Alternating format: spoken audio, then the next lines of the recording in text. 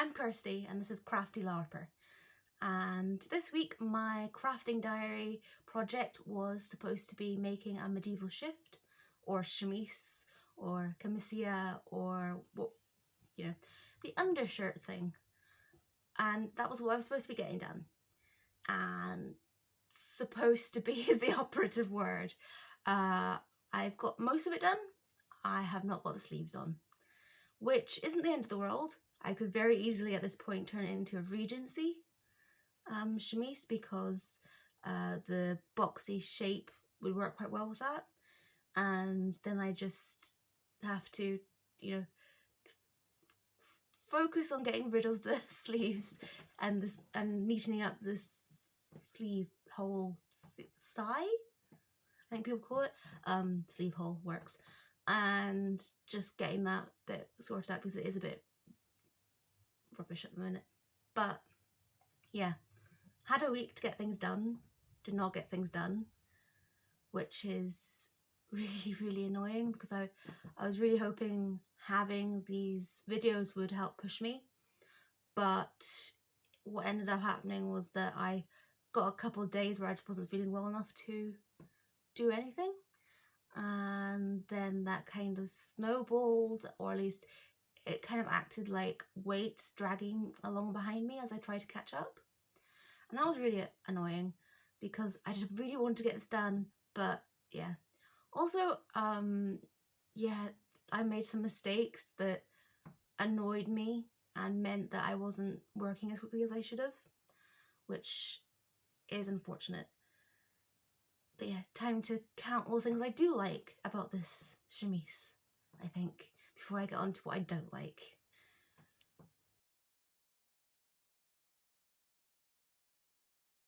So one of the things I am, which you can't see at all, sorry, but one of the things I'm quite pleased with is how neatly I did the collar. Normally they do tend up kind of wonky for me because, they're like eyeliner. One side works out fine and then the other side doesn't, so you try to even them up and then it just ends up turning into panda eyes. Or in this one, what case normally is with me with necklines is one side is kind of heart shaped while the other is yeah, wiggly as heck, I guess the best way to describe it. But no, this collar actually ended up pretty good. There is a bit of unevenness in spots, but not bad.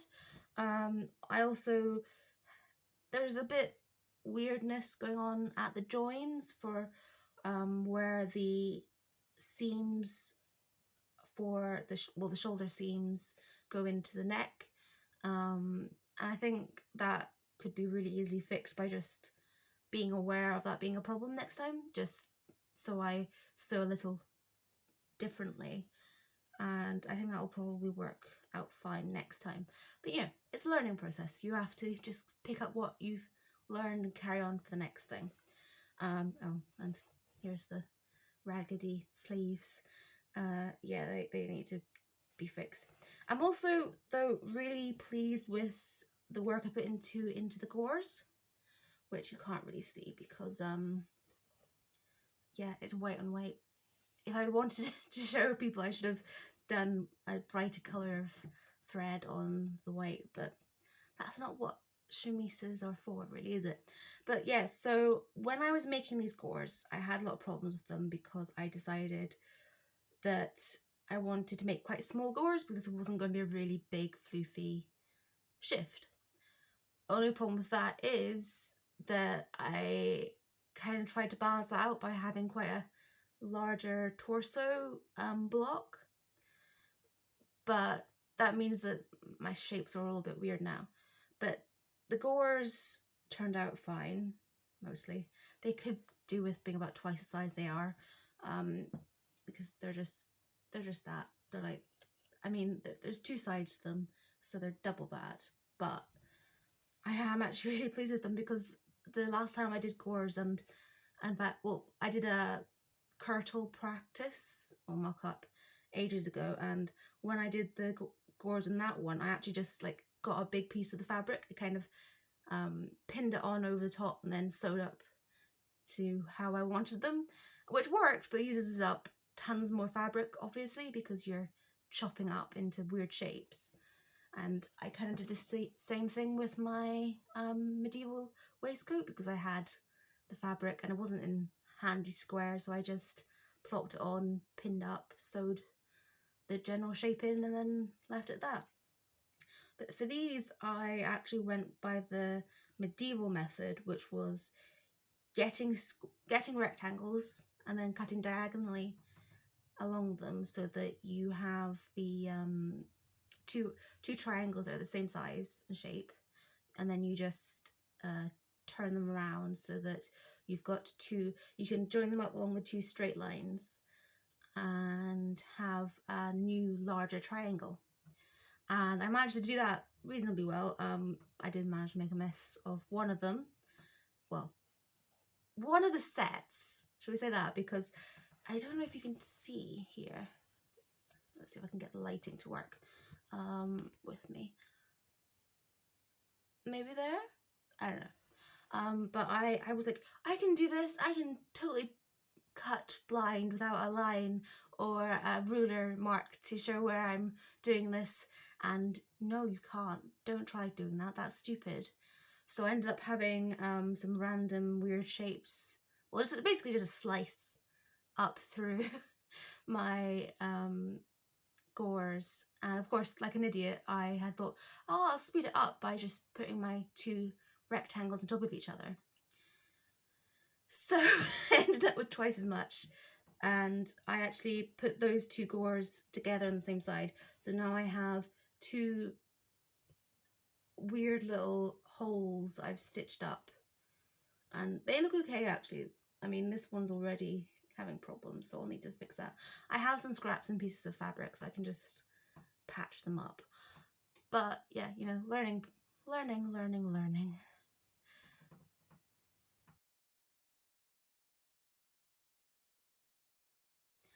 These are the evil sleeves that I haven't put on to the shift yet. Honestly, sleeves should be really easy. They're just basically square. They're rectangles with squares as gussets, but somehow my brain just twists them up into something that I find really hard to work with. I have watched the Retro Claude's video on sleeves, and I would really recommend that, and I'll link it in the description.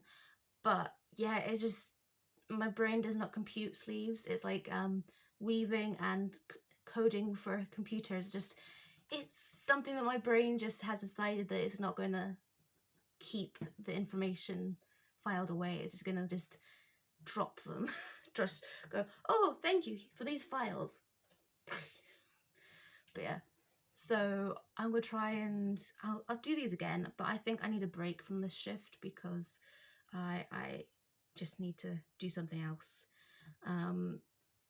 If for no other reason than I would really like to sew something that isn't white thread on white fabric, because it is a bit mind-numbing after a while. I have almost finished one of these really cheap cardboard thread spools. Like, it's just a roll of cardboard with some thread wrapped around it. I've had this for literally like a decade maybe, and I just used it for sewing up t-shirts and things. But you know, you get through like that much for one of those. So I've had it for absolutely ages, and I'm really pleased to have it almost done. I don't know how well you can see. Let's see if I can. Nope, that's not really helping. But yeah, there's a lot more cardboard visible now. So hopefully with the sleeves, whenever I finally get that done, I can finish that off and put the cardboard into the recycling and move on with my life, knowing that my box of threads is now infinitesimally, well, it's got slightly more space in it, because yeah, it's I have like 6 white threads in there, and I wish I could say that they were like all different thicknesses and fabric types, like cotton, silk, polyester, whatever. But no, they're all pretty much just polycotton, cheap stuff that I've bought over the years every time I've forgotten I already had one. So it'd be really nice to get that done and move on. And to be honest, it sounds really bad, but that's kind of how I feel about this project now. I just want to move on and get to something else. But yeah, sleeves are evil. And next time I'm going to do a chemise, I'm going to try doing Renaissance version, because those are massive and floofy, and I don't need to do gores and I don't need to do gussets. I just need to do a casing around the neck, and sew things up, and then just tighten it all up around the neck, and instant comfy chemise, and I don't have to worry about things like doing more sewing than I think is entirely fair. Yeah, don't know how people do like the really fancy shirts where it's like 100 pin tucks down the front and darts everywhere and epaulets. Are there epaulets in shirts? There probably are in some, because yeah, I like imagining sewing more than I like sewing sometimes, which I think is kind of universal. But I also I'm not sure I like linen. Part of that was also because I was working with the selvage edge as much as I could, and selvage is like it's thick, so, and tightly woven so that it doesn't fray, but that means it's such a pain to sew through. I should have just worked that out a lot sooner and given up on that. Ow. Just pinned myself. But I took forever and didn't work out, so I was like, just stabbing it through, pulling it out, stabbing it through, pulling it out. And yeah, which compared to my normal running stitch was got like 4 or 5 little runs through the fabric, and then pulling it out, it takes a lot longer, which was excruciatingly slow and boring. And yeah, I also just, yeah, it's very fiddly working with shirts. I don't think I like them. I'd much prefer accessories and I guess thrift flips, to be honest. Like, getting something that's mostly there and changing it up a bit is kind of where I find the fun and things, which should mean that in like a month I'll have a lot of fun putting the sleeves on. But they're still sleeves, so they'll probably curse me and fight back every step of the way. But I'm hoping that that will not be the case. And I'm making the sound like I really hated every step, and I didn't. I found it stressful, especially the last couple of days when I knew I wasn't going to be getting it finished in time. There's only so much sewing I can do a day, so even if I miss a couple of days, I can't then do extra the next day to make up for it.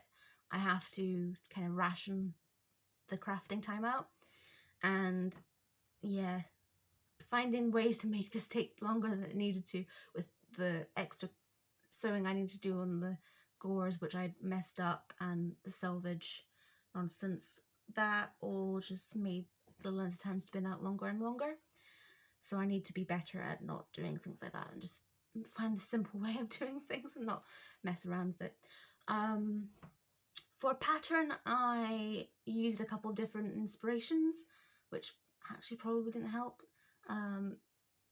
because that use 2 rule sets get twice as much stuff to have to read and so on.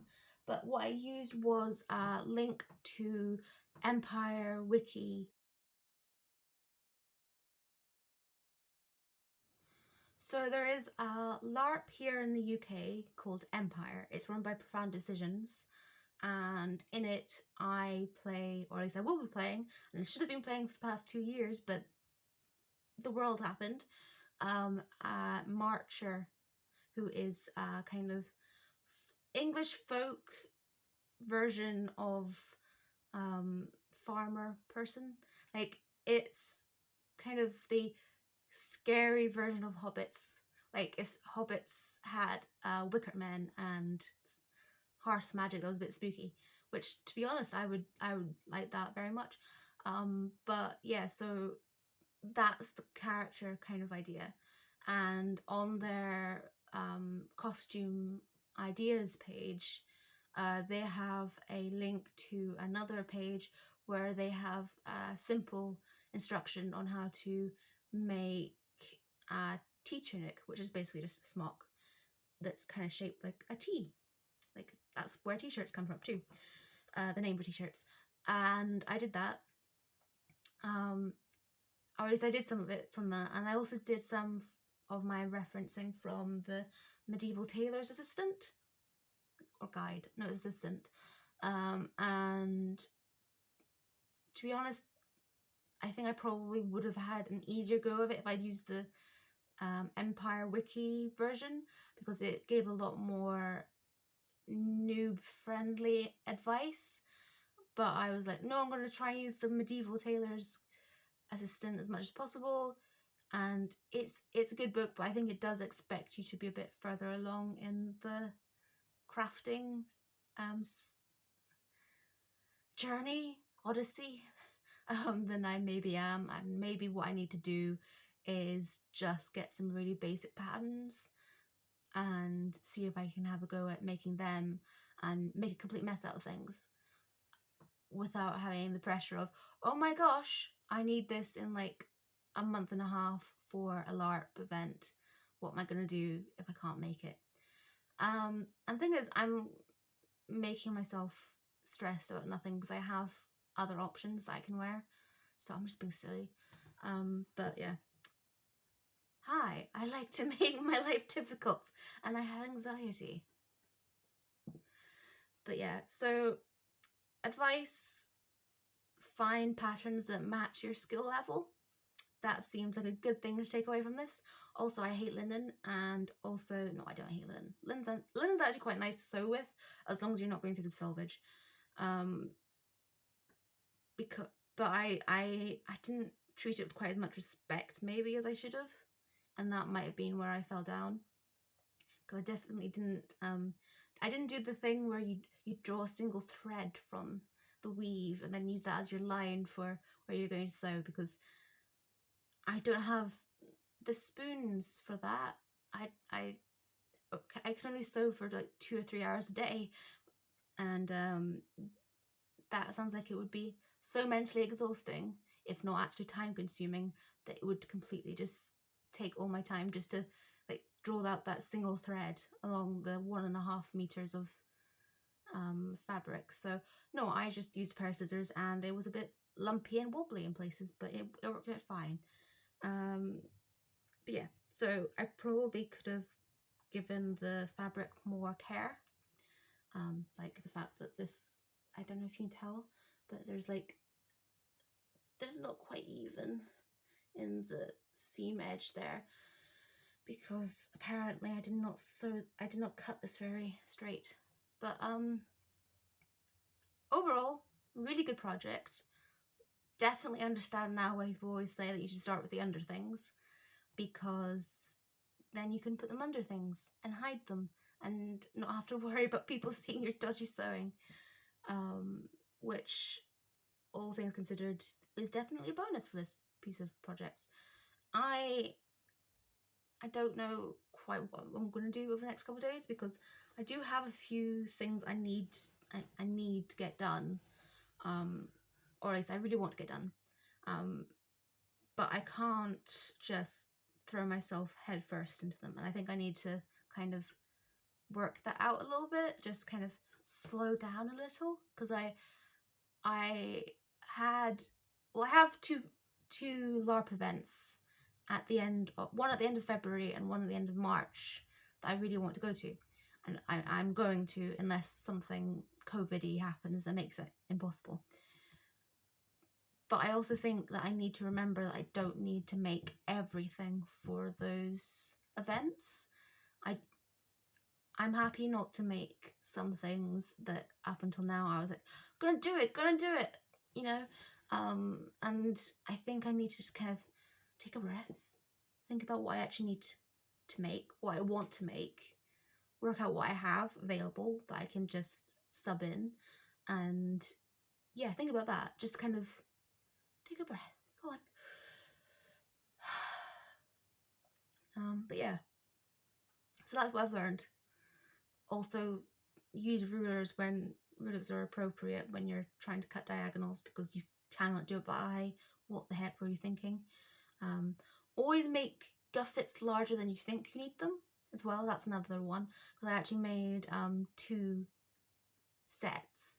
One set which was from some like scrap fabric, and then I kind of, once I had everything put together, I was like putting these up against them, and I was like, this is like the size of like a postage stamp, and I think I need it to be the size of like a children's storybook, like a picture book, and I need to work on that a little bit. Luckily, because the collar was so big and so wide, I was actually able to get the fabric for the gussets from there, and they're probably still a bit small, but they're much better. You can put the old ones into the new ones several times over. But yeah, overall, a learning experience.